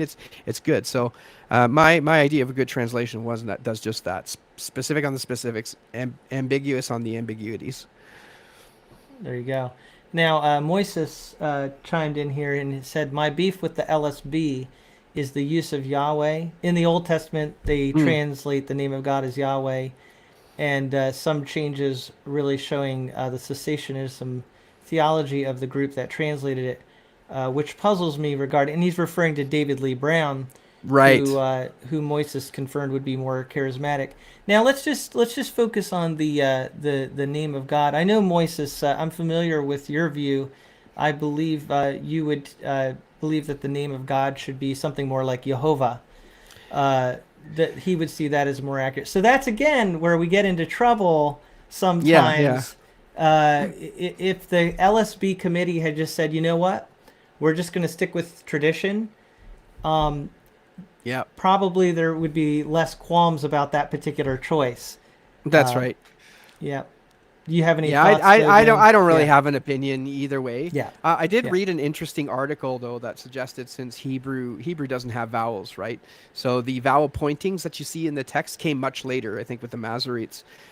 So traditionally the text was just consonant after consonant after consonant. And I mean, you can make an argument that Aleph maybe in Yud was a vowel, sure, but so the word Yahweh, YHWH, didn't have any vowels.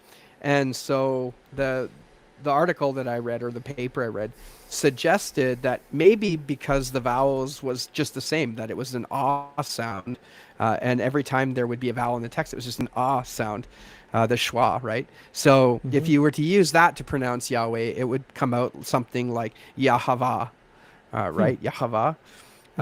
But then the other thing is that the vowel pointings, they use the vowel pointings from Adonai on YHWH, and that's where we get Jehovah from. or Yahweh. I can't remember, vice versa. But yeah, there's some really interesting things to look at in regards to how the vowel pointings are used on the Tetragrammaton. It's really interesting stuff. But no, I don't have a conclusion on the matter. I'm not so dogmatic about it. It's interesting. I was just thinking of doing a video. I may do one soon on how the NASB has handled the name of God in the past, because it's based on the American Standard Version, and this is so funny. Do you know anything about the American Standard Version, Dwayne? I know that it was basically the American version of the Revised Version. Okay, So so I was yeah. reading the preface, and it Yeah. sounds like the English Revised Version in the 1800s Yes. had, I believe it had Lord for the name of God. In a footnote, though, or in an appendix, I should say, they had some other readings, and just some other readings and ideas that the committee talked about, and the Americans took a lot of those appendix readings, Yep. and that actually influenced how they translated the American Standard Version. Oh, okay. And Okay. one of the choices that they made was to change Lord to Jehovah. Oh, But then interesting. when the New American Standard came along, they took the American Standard Version and said, And it's they not went back. clear. And they That's said, we're funny. going to put Lord. And then the LSB said the New American Standard uses Lord, but now we believe it should be Yahweh. And so Right. it's so funny. It keeps going back and forth with these New American Standard family of Yeah. translations. Nobody So knows what to funny. do with it. They don't It's, know what it's to the do. argument of tradition versus text, right? Do we just put it like it is in the text, or do we retain the tradition of putting it this way? Yeah, that's a constant struggle that will never go away until we're all in glory. Oh, man. All right. Now, Okay, let me just we plug were- my computer in really quickly here. The battery's Yeah. dying out. uh-oh. We don't want his battery to die out in the middle of this conversation about the revival going on at Asbury. And great to see your comment there, TJ. Appreciate that you're enjoying this conversation and watching. And we're going to talk about the revival to kind of cap off our conversation here, because Asbury, I actually don't even know the full name. Is it Asbury University? So it's Is it Asbury Asbury? University It in is. Whitmore, Kentucky. Thank you. Thank you. There you go. So there has been a lot of buzz about the revival going in there. And by the way, I do want to Yes. give a shout out because our brother in Northern Ireland, Bible Verse That's right. Review, has been with us today in the chat. He says he's got to go. Thank you so much for being there, Yes, yeah. Nicholas. Glad that you could join us again today, and I'd love to have you back on my channel sometime. But the Asbury revival is being talked about a lot, and of course, this started after a chapel service last week, and then students stayed, and then they continued to worship, and then other people started coming, and the worship has just continued and continued and continued, and it's even spread to other places. So there's a lot of excitement. Yeah. But there's also a lot of scrutiny and people questioning, is it legitimate? They're asking these questions. And now there's a lot of people writing about it. Actually, someone in the comments, I think, said that she sent an article about that revival to me. So thank you for that. Yes. And so, yeah, I'm reading about it too. But let me just say this.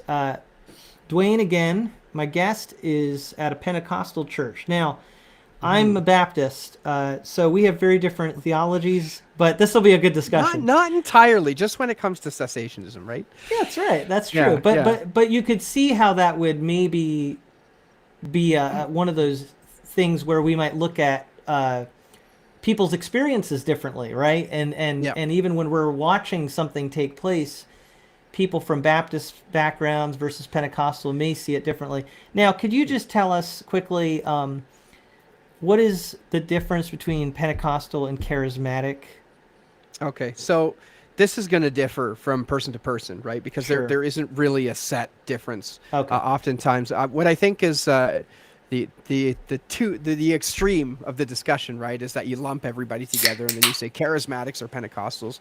But how I make the division is charismatic and maybe even hyper charismatic might even be a better description. Refers to mostly those in the word faith camp, the prosperity gospel camp, stuff that we typically look at and say, wow, that looks like a ripoff. You know what I mean? Like I'm talking Kenneth Copeland, Benny Hinn, all of these people that you sort of look at and you just kind of go, ugh. Like as a Pentecostal minister, I don't want to be associated with these people, right? They've So taken... can I ask you something? Can I ask you Yep. something about that? Oh man, this is Sure. great. Yeah. Now I should tell everybody I've got a 2-hour cap on my software actually, so we will have Oh, to end the conversation at that's about funny. within 19 minutes. So we can't do Asbury Revival non-ending video, but That's right. but anyway, I do want to know when you talk about those people that are more extreme. Mm-hmm. Obviously, you look at that as being I forget how you just put it, but it's clear to you that there's something wrong with that. Yeah. But and yet it's still really prevalent. I mean, percentage wise, if you're looking at groups that you would call, the non-cessationist groups, I mean, doesn't it seem like it is a pretty good percentage that would? I mean, let me give you an example. Sure. Mike Winger Yes. is, I believe, a continuationist, right? He is. Yeah. I I think think someone he's got even- Calvary roots. Yeah. Yeah, I was going to say someone I thought told me he's Calvary Chapel. And he, for example, has come out more against Bethel. Yes. But I know, and Dr. Brown is another person I'm thinking of, like, they definitely will call out the extremes. Mm-hmm. But are they sometimes, like, reluctant to call out certain people, or and so what I'm getting at is I guess my question is, like, how universally within the charismatic or non-cessationist camps do people look at Benny Hinn? I wish I could think of some other names. But you mentioned was it Rodney Copeland. Howard? Kenneth Copeland. Kenneth You said, but Copeland, what about yeah. Rodney Howard Brown? Right? Wouldn't he be another one? I don't know much about him, to be honest. He was I at that heard he was that part of laughter the laughter revival. The Toronto Blessings. Was he there? Was he there? I know he was in the one in is it the 70s? Okay. Oh, what is it? The Brownsville Well, revival. you're supposed to be the expert on all this. Yeah. No. That's the thing, is I'm not entirely. Yeah. But Anyway, Rodney Brown was, I I'm think, not asking in this. the Brownsville revival. Yeah. I'm not asking this very well. What I'm trying to get at, as someone who's not from that background myself, is I hear sometimes people like you say you don't accept the extremes. Yeah. And you don't like being lumped together. And so my question is that because as someone who's not from that background, I know people that get sucked into that extreme, but Yeah.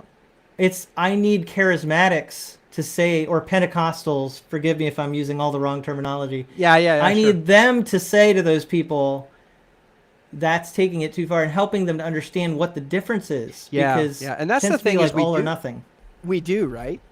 We do all the time. But I think the kind of like turnover is if you look at your friends list, for example, I'm almost guaranteed that you're probably going to have a lot more Reformed people or a lot more Baptist people in your friends list, right? So what you're seeing come through your feed is mostly going to be that. What you're not going to see, because you likely don't have a lot of Pentecostal people or a lot of continuationists in your friend list, is all those times where we do speak up and say, hey, this is wrong, this is bad. In fact, Michael Brown, I use this example.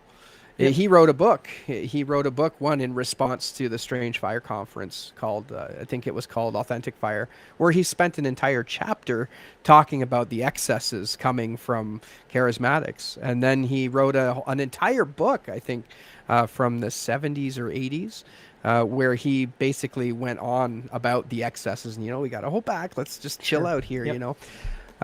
And I've done the Yep. same thing online. Is that I've responded to things and said, this is an excess. Let's Yep. not go there. Let's distance ourselves from this. So Well, it is well, happening. What good? That's good. And here's the thing: like, Yeah. I'm serious when I say I know people. It's not like, so what I'm getting at is, are there resources? And you mentioned Dr. Brown. Does he have a book, for example? Yeah. Is there something within the non-cessationist camp so that when we talk about Asbury revival, and we, if there are people that start trying to what's the word? Take over? They try to, they try to use it for their purposes. Right. Is there right. something within the non-cessationist community that already kind of sets parameters and kind of helps us to delineate between those who are, because it's really hard to tell. Yeah, Like- yeah, I understand. It's I mean, I'm sure there's like a bazillion books, but for me, I borrow material from our Reformed brothers, right? So as Yeah. much as it Yeah. rubs some people the wrong way, John MacArthur's Strange Fire Conference was good at calling some of the stuff out. I think he went too far, Right. and Right. I can look past the things he's saying about continuationists. Justin Peters, again, he's another guy who's called out a lot of stuff, and rightly so. I think that's great, but then he takes it too far, and so I think Alan Parr was doing a series on First Corinthians, and he talked about prophecy and stuff like that. And I mean, you look at you go back to the scriptures and you see the Apostle Paul telling us to desire spiritual gifts, especially that you may prophesy. Right? He tells us to covet the better gifts, using some King James Version language there. So there's these explicit commands to look for spiritual gifts. But then when you go through the Bible, where are the explicit commands that, well, these gifts have stopped being used? And so we would, but yeah, what are some resources that says, okay, this is crazy and this is not? I don't have any on the top of my head, but I think we that's just- why there's that perception from some of our Reformed, more cessationist, or not necessarily cessationist, but just not as overtly charismatic. Yeah, it's like and But the other problem too is there's just so many different spin-offs, right? There's so many different crazy Yes, ideas out that's there true. that it would take an entire library to combat each idea. Like Yeah, Bethel, and- for and- example. I would distance myself from Bethel and the Seven Mountain Mandate and some of the stuff that they've been talking about. I just would. Of course, the other interesting question is, what do you do with their music?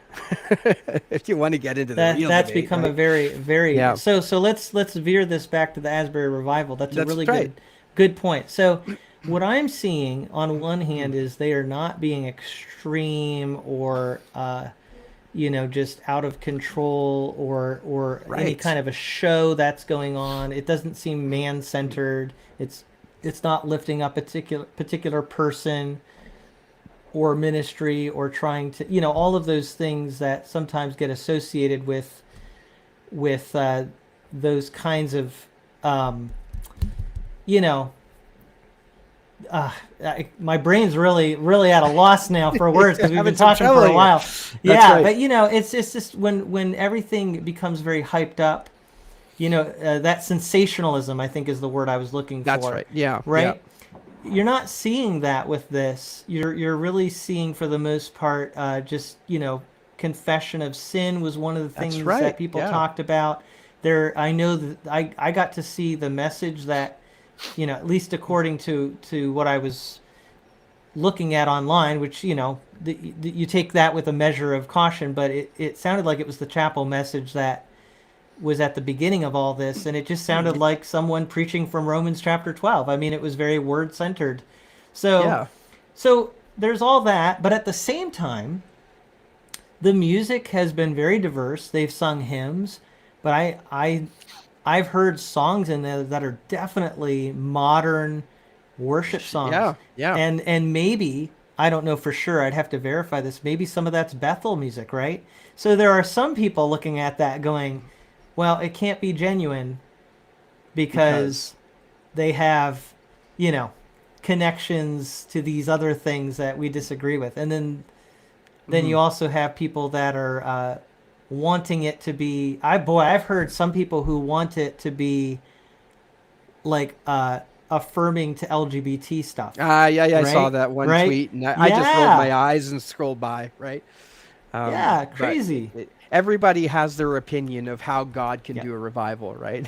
That's Mhm. kind of the problem. I mean, Yeah. I'm looking at Asbury, and I've done a little bit of research on it because I think I'm going to talk about it on Sunday morning. But like, ultimately, what you have is you have a bunch of people who came together, who are worshiping the Lord, are singing to the Lord. Whether or not you agree with their music selection, whether it's Bethel or Elevation Music or whatever the issue is, they are pouring their hearts out to the Lord. And then you have people standing up, literally confessing their sins to one another, like speaking it out. I saw the video. I wish I kept the link because like the stuff we're seeing there, people standing up and are reading the Bible. Like how could that not be of God? Like, I mean, did Satan go and inspire people to confess their sins? And did Satan go and inspire people to read their Bible? Like, I don't see that. I don't see that there. And like you said, it's controlled. It's not crazy. It's not wackadoodle, right? It's very humble. Like when you look at it, it's just this humble little building that's just like acoustical setup at the front. There's no fog machines. There's no laser light shows. It's a beautiful move of God, in my opinion. Whether we want to call that a revival, yeah, maybe we can argue on social media about calling it a revival or renewal or whatever, an outpouring, whatever, argue about the terms. But I think it's very difficult to deny that this is some sort of move of God. Absolutely. Yeah, actually, I mean, obviously, we all don't know 100%, right? Because Yeah. just like everything, you know. But there's definitely a lot of good signs from what I've seen. Yeah. And like I we like definitely. Yeah, I was gonna say Dr. definitely. Sorry, go ahead. Go ahead. I was There's just so gonna much say, to say. Dr. Matthew Everhard did a video on this, and I thought he's a Presbyterian pastor, but he was very balanced in his perspective because he studied like the Great Awakening with Jonathan Edwards. Yeah. So some good insight. But you go ahead. Yeah, so I was just going to say, like, if we take what's happening and look at it, we would say, you know, be cautious. Absolutely. 1 John 4:1, test the spirits to see whether they are of God. But we don't want to fall into two camps. Again, even with the textual critical conversations, is what we talk about. Don't be a radical skeptic, but also don't accept it on blind. Don't blindly accept it.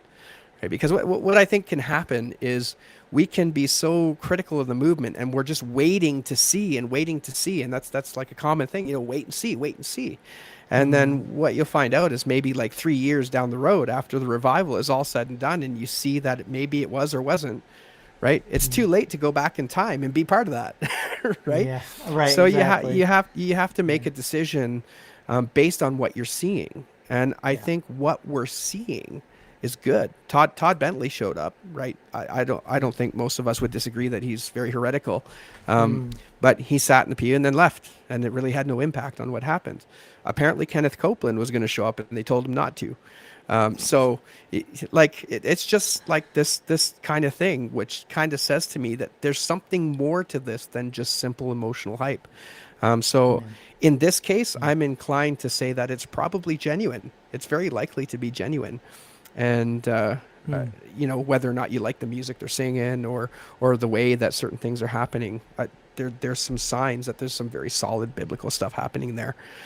So I'm for it. I'm encouraged, and I feel like the people that are very wary and critical use the verse to test the spirits, and I understand like that's actually the Bible talks about that, but I feel like sometimes people, what they interpret that to mean is basically reject everything. Yeah. It's like if I've test it all and reject it, unless it meets everything I'm expecting.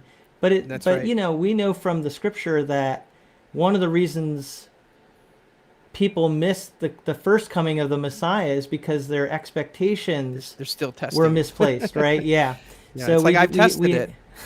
I've tested it Yeah. and I found it good. Like, so what Yeah. more do you I want think me the to do with that? The Yeah, Bereans to me are a great example absolutely. of people that were willing to consider something God was doing. Now they did test it with Scripture, but Absolutely. they were open-minded. They were actually willing to give Paul an audience and to take in what he was saying. And I think that's the posture we want to have. Yes, Absolutely. we should test things. And I'm getting a notification. I have 5 minutes, Oh, so we're going to speed wrap her this up. up. But we should test things, but we should do it also with this openness, this humility that maybe God is leading people to do things that, from my viewpoint, is unexpected or not how I would have thought things would have gone. And this is what I said to Dwayne. My thoughts on this before we even started this recording is, I really believe with situations like this, with Asbury, we have to remember when people come to repentance, they are turning to God. They're not Yes. necessarily turning to you or me. That doesn't mean that, you know, there might be some things that God will do to bring reconciliation and bring certain Christian groups together, but at the end of the day, it's not their job to appease some sub-segment of Christianity. They're being called to repent from the things God has convicted them of and to turn to what God is calling them to.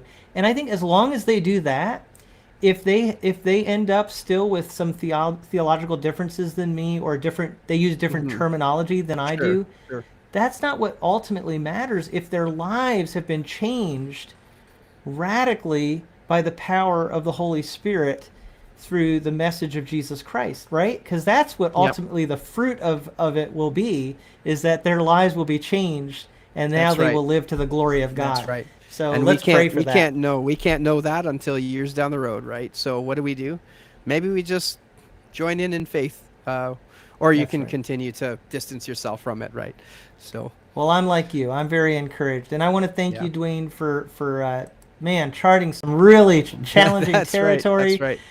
Including your topic of expertise and interest on your channel, Textual Criticism. It's been a Yeah. wonderful conversation. If people want to follow you, of course, there's your Twitter right here. And Yep. also you are on YouTube. I Your am. channel is your name, Dwayne Green. Any other way that they can follow you or be in touch with you? I'm looking at starting a Facebook page, so be on the lookout for that. I've been accepting invites on my personal page, but I'm starting to think that's probably not a good idea, so we'll start shifting over to an actual page instead of a personal wall, and you can get some stuff there, and maybe looking at the potential of a website in the relatively near future, so keep on the lookout. Very good. All right. Well, my timer is counting down to the very end here, so we're going to have to say goodbye to everybody, although we could just keep talking because it's been such a great That's right. conversation. But I'd like to say goodbye to our audience and thank you all so much for watching all this time and also for your wonderful input. We've really appreciated this interaction with all of you. And again, thank you, Dwayne, so much for taking all the right. time to be with us today. Great, thanks, Bye, Tim. everybody. All right, bye.